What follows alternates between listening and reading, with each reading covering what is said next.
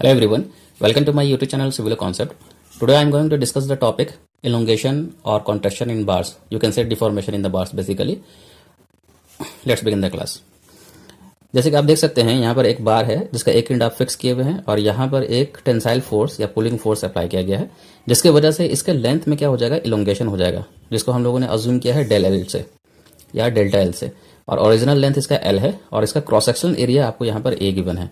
तो हम जानते हैं कि स्ट्रेस इज इक्वल टू क्या होता है, internal resistive force upon area होता है, और यहाँ पर internal resistive force applied load या अप्लाइड फोर्स के बराबर होता है, इसलिए यहाँ पर इंटरनल रेजिस्टिव फोर्स की जगह पर हम यहाँ पर applied load that is P लिखे हैं, और अपॉन क्रॉस सेक्शनल एरिया, तो आपको स्ट्रेस की वैल्यू निकल जाती है। तो इसको हम इक्वेशन 1 कंसीडर कर लेते हैं, और हुक्स लॉ से हम जानते हैं कि stress is directly proportional to the strain but within the elastic limit, permissible elastic limit. तो स्ट्रेस इज इक्वल टू क्या होता है, E that is proportionality constant है जिसको हम लोग मॉडुलस ऑफ इलास्टिसिटी कहते हैं, और into strain that is epsilon से यहाँ पर डिनोट किया गया है। तो यहाँ पर देख सकते हैं इक्वेशन 1 और इक्वेशन 2 से दोनों के वैल्यू स्ट्रेस है, तो हम दोनों को इक्वेट करते हुए यहाँ पर लिख सकते हैं that is P upon A that is load और applied axial load upon cross sectional area is equal to modulus of elasticity of the material, यहाँ पर जो बार जिस मटेरियल को होगा उसका मॉडुलस ऑफ इलास्टिसिटी, और into strain that is epsilon. अब देखिए स्ट्रेन बेसिक फॉर्मूला से हम लोग जानते हैं कि change in length upon original length को हम लोग स्ट्रेन कहते हैं, तो it is epsilon that is strain is equal to delta L by L हो गया। तो यहाँ पर वैल्यू को पुट करते हैं और यहाँ पर हमको डेल्टा एल ही कैलकुलेट करना है, तो delta L is equal to क्या हो जाएगा, ये सब इधर चला जाएगा, यानी कि P into L divided by A into E, यानी कि आप चेंज इन लेंथ अगर निकालना चाहते हैं तो क्या हो जाता है, applied load into original length of that body जिसके आप कंसिडर कर रहे हैं, जिसके लेंथ का इलोंगेशन या contraction, upon cross sectional area और into modulus of elasticity of that material. तो यहाँ पर देखिए ये जो फोर्स लग रहा है ये पुलिंग फोर्स या टेंसाइल फोर्स है जिसकी वजह से इसके लेंथ में इलोंगेशन होगा। अगर इतना ही amount of force compressive nature का होता तो इसके लेंथ में इतना ही अमाउंट ऑफ डिक्रीमेंट देखने को मिलता है। देख सकते हैं कि यहाँ पर आपको कनेक्शन ऑफ बार्स देखने को मिल रहा है, जैसे ये बार 1, बार 2 और बार 3 है, और डिफरेंट लेंथ के हैं, यानी कि इस बार का जो लेंथ है L1 है, इसका L2 L3 है, क्रॉस सेक्शनल एरिया सिमिलरली यहाँ पर A1 है, A2 है और A3 है, और यहाँ पर लोड लग रहा है, जैसे इस सेक्शन की बात करें ए वाले सेक्शन की, तो यहाँ पर जो P A amount of the force लग रहा है उसी तरीके से यहाँ पर पीबी लग रहा है, पीसी लग रहा है और यहाँ पर पीडी लग रहा है। तो इसके जो ये अगर इस तरीके से सीरीज में कॉम्बिनेशन ऑफ बार्स अगर देखने को मिलता है तो इसका लेंथ कॉन्ट्रैक्ट करेगा या इसका लेंथ इलोंगेट कर जाएगा, इसको हम लोग किस तरीके से निकालेंगे, चलिए इसके बारे में बात कर लेते हैं। देखिए सबसे पहले हमको क्या निकालना पड़ेगा, चेंज इन लेंथ निकालना पड़ेगा। तो अगर इस सेक्शन पे कॉम्प्रेसिव फोर्स लग रहा होगा तो हम कॉम्प्रेसिव फोर्स के लिए नेगेटिव साइन यूज करेंगे, और अगर टेंसाइल फोर्स लग रहा होगा तो उसके लिए पॉजिटिव साइन यूज करेंगे।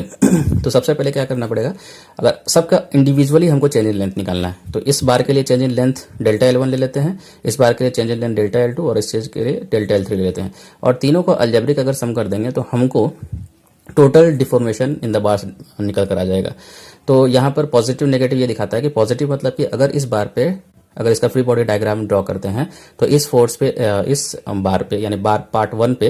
या इसको हम कह सकते हैं बार नंबर 1 पे अगर टेंसाइल नेचर का फोर्स लग रहा होगा तो इसके लेंथ में इंक्रीमेंट हो जाएगा, तो हम पॉजिटिव यूज करेंगे, और अगर कॉम्प्रेसिव नेचर का फोर्स कर रहा होगा तो इसका लेंथ कॉन्ट्रैक्ट कर जाएगा, डिक्रीज कर जाएगा, तो इसलिए हम नेगेटिव यूज करेंगे। तो बेसिकली यहाँ पर पॉजिटिव और नेगेटिव ये दिखा रहा है कि ये नेचर ऑफ द फोर्स किस तरीके का अप्लाई किया गया है, और इसके लेंथ में रिस्पेक्टिव डिफॉर्मेशन हम कैलकुलेट कर सकते हैं। जैसे कि हम लोगों ने अभी देखा change in length is equal to क्या होता है, P into L divided by A into E. तो इस बार 1 के लिए P1 L1 divided by A1 E1 हो जाएगा, प्लस और माइनस हम बता चुके हैं कि नेचर ऑफ द फोर्स पर डिपेंड करेगा। उसी तरीके से बार 2 के लिए P2 L2 divided by A2 E2 और P3 L3 divided by A3 E3, और तीनों का अलजेब्रिक सम कर देंगे तो हमको चेंज इन लेंथ यहाँ पर देखने को मिल जाएगा।